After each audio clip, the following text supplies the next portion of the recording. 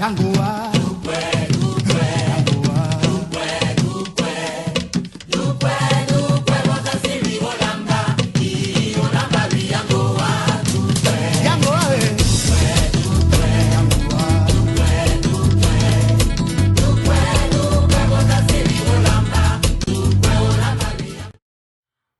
our beautiful Royals of Afrika, Jumbo.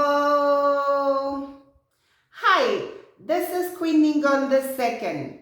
Today we are honoring our beautiful brothers of the East, our Kenyans.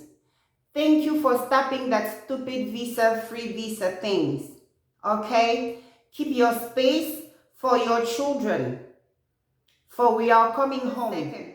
Today we will continue our teachings on our spirituality. Okay? So, yesterday we covered that they didn't teach us anything. Jesus is our guide. You know, we came from him, he came from us. So our Jesus is Isaiah Congo, means Jesus Christ. So in the process of them pushing their agenda on us, they had to touch on our spirituality.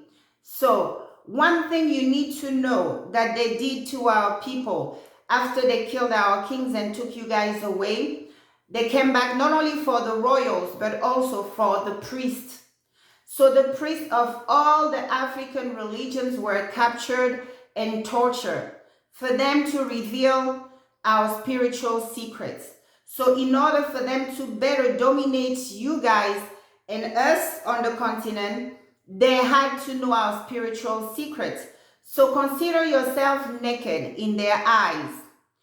So they know that we have a crown of unity. That's why discord and fights must prevail among us.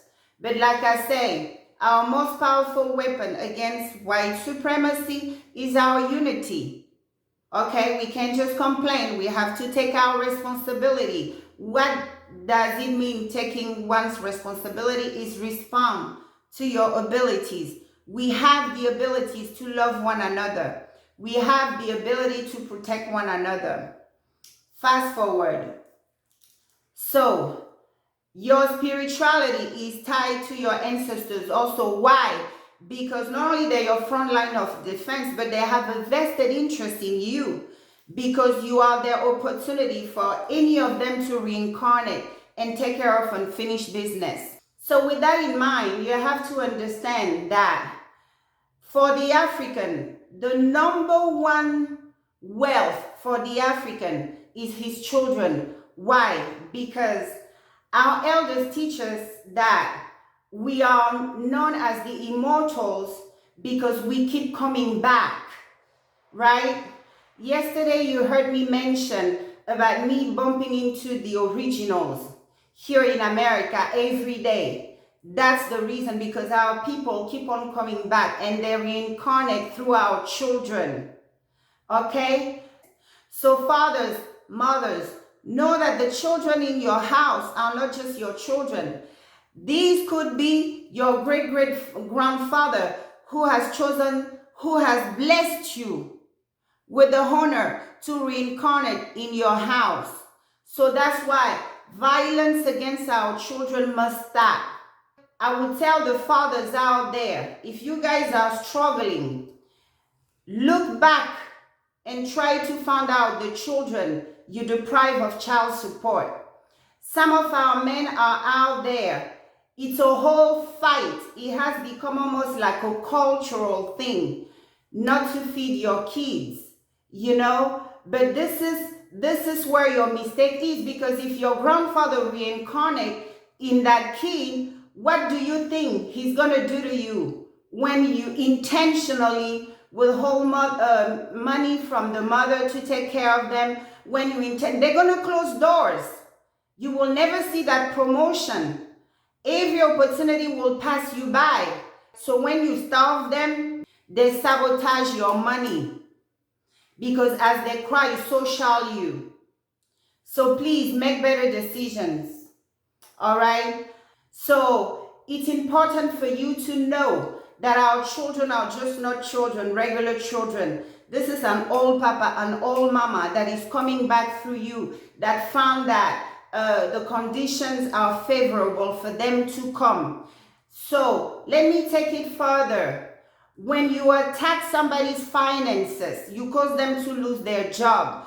You go to their business and destroy it. You calling on generational poverty on yourself and your lineages. Because our ancestors are very ruthless when it comes to things like that. Imagine one of them was scheduled to return and you do something like that to a brother or a sister, and you go and celebrate how you got them out of the job or how you caused their company to sink, you know, what do you think gonna happen to you? You're gonna live in perpetual lack because they will mobilize to ensure that. Another thing you need to know, when somebody's ancestors are activated, they're in full mode protection. You go against such person, what happens to you? You unleash hell against yourself, because attacking the person, the living, you are also attacking his or her entire clan. So choose your enemy or so-called enemies wisely. So know that when you are at war with your brother, you are at war with his entire clan on the other side. When you are in love, in affection, in admiration, you know, with your brother, you are in love, in affection, in admiration with his or her entire clan on the other side. A lot of people struggle because all they do is hurt one another. So our ancestors, instead of really focusing on kicking some real behind out there, here they are avenging each other. So it's a mess. Peace among us will mean peace among our dead. All right? But we royals, somebody sent an email asking me what do I mean really when I say we have to remain pure. One of our daughters wanted to know. My princess, remaining pure is we need to take away any malice in our heart. All our intention must be pure. If we speak a word, let it be because it comes from our heart, not our mind. Okay? So we have to remain pure. It's in that purity state that your defense is even more so activated. This is when your defense is really, really strong. You know, karma comes quick and fast to those messing with you. Those even entertaining the thought, see their life turned upside down. I mean, they're going to fill them with issue. They're going to forget about you so quick. Okay? So you have to understand that since we are all one, we tied. Okay? So what I suggest to our people out there, get out of our ancestors' way. They have real behind to kick. You know, stop the fighting among us. If we have suffered enough, you know, the curse is lifted. They are more active than ever. So get out of their way. Have love for God's creation. God's creation includes other races. We are not allowed to become racist, even by reaction. You are weakening yourself spiritually. Look at every one of them as a precious child of the Most High. He will ensure your defense. Okay? I want you to know that the things we used to do when we were under the curse, just to go by, just to survive, should no longer be our share. We need to walk away from anything dirty, anything evil, anything bloody. The challenge is for you all, our children, to wear your crowns, because respect is something you give people no choice but give it to you. Okay? You are sons and daughters of Africa. Our boys, please lift up those pants. This is the behind of a king, a future king you showing to the world for the world to see. Our fathers had a lot of decency. So the time has come for us to claim our crowns. okay? And it's through the modification of our behaviors. So you see why unity is very important? A lot of us are broke because of our jealousy. We go after other people's money, people who have helped us. We turn around and betray them. All this comes back. It comes back to us.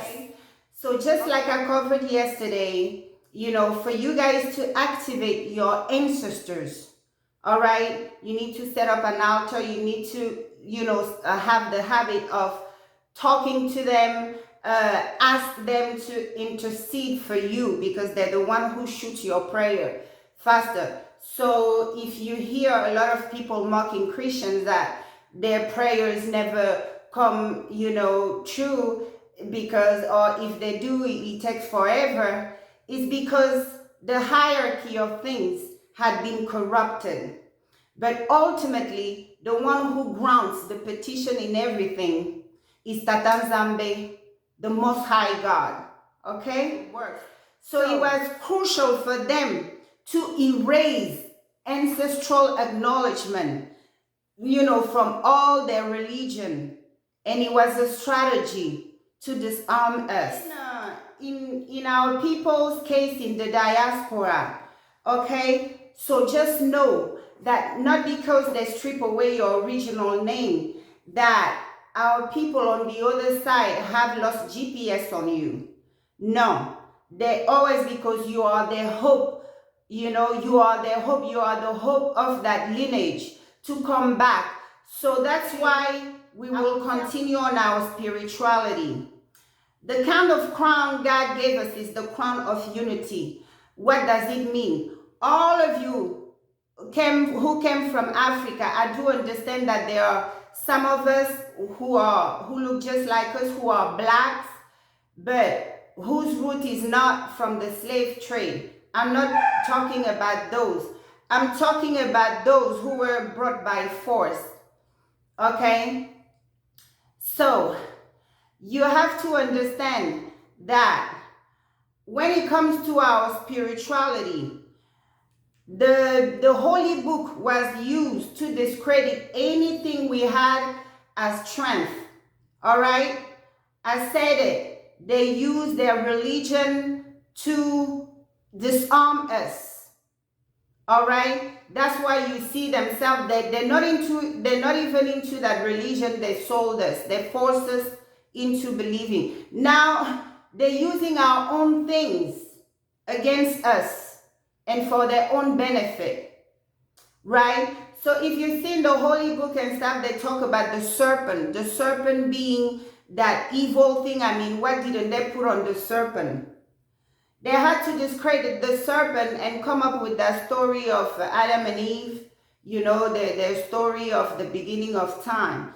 We now know that Eve didn't come from Adam, you know. It was just set up in a way of taking the power away from the woman. They had to make her believe that she came from the man and she needs to submit to him, all right? But the God of universe, our creator, Tata Nzambe, he's a God of balance.